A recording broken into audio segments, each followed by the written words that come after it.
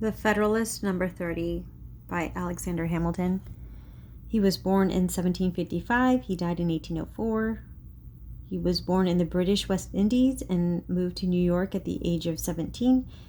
During the Revolutionary War, he served as an aide to General Washington, and after the war, Hamilton was one of the leaders in calling for a constitutional convention.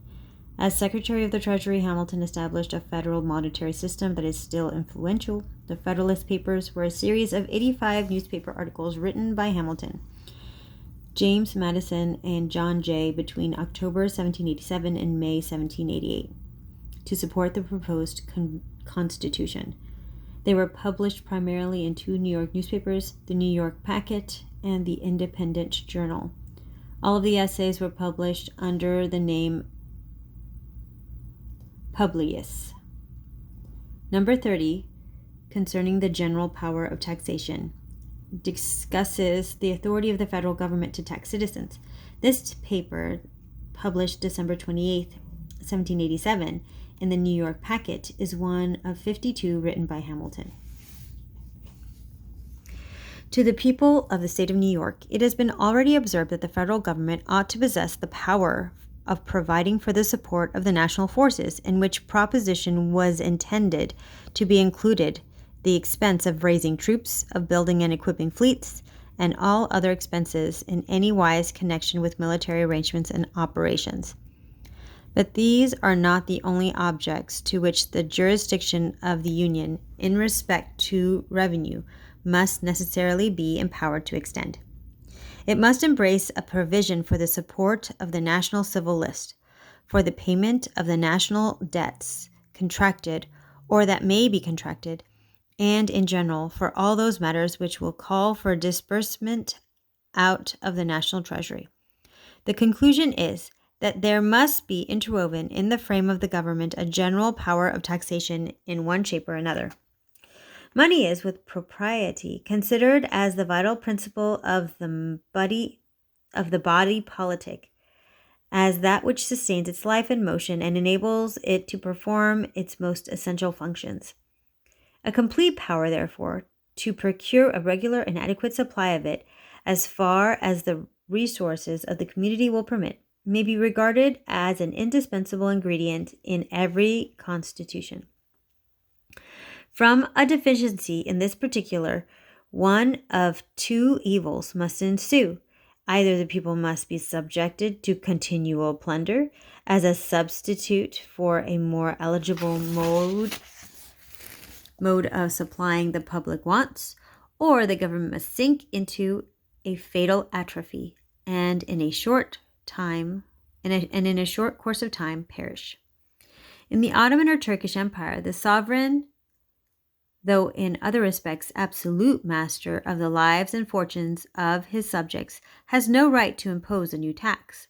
The consequence is that he permits the bashaws or governors of provinces to pillage the people without mercy, and in turn squeezes out of them the sums of which he stands in need to satisfy his own exigencies, and those of the state.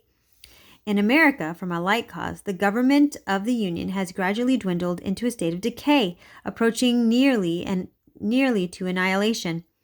Who can doubt that the happiness of the people in both countries would be promoted by competent authorities in the proper hands to provide the revenues which the necessities of the public might require? The present Confederation, feeble as it is intended to repose in the United States, an unlimited power of providing for the pecuniary wants of the Union.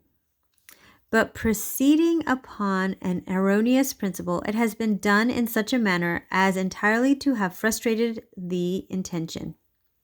Congress, by the articles which compose that compact, as has already been stated, are authorized to ascertain and call for any sums of money necessary in their judgment to the service of the United States, and their requisitions, if conformable to the rule of apportionment, are in every constitutional sense obligatory upon the states. These have no right to question the propriety of the demand, no discretion beyond that of devising the ways and means of furnishing the sums demanded. But though this be strictly and truly the case, though the assumption of such a right could be an infringement of the Articles of Union, though it may seldom or never have been avowedly claimed, yet in practice it has been constantly exercised and would continue to be so, as long as the revenues of the Confederacy should remain dependent on the intermediate agency of its members. What the consequences of this system have been is within the knowledge of every man the least conversant in our public affairs, and has been amply unfolded in different parts of these inquiries. It is this which has chiefly contributed to reduce us to a situation which affords ample cause both of mortification to ourselves and of triumph to our enemies. What remedy can there be for this situation but a change in the system which has produced it in a change of the fallacious and delusive system of quotas and requisitions? What substitute can there be imagined for this igneous fatuous in finance, but that of permitting the national government to raise its own revenues by the ordinary methods of taxation authorized in every well-ordered constitution of civil government? Ingenious men may declaim with plausibility on any subject, but no human ingenuity can point out any other expedient to rescue us from the inconveniences and embarrassments naturally resulting from defective supplies of the public treasury.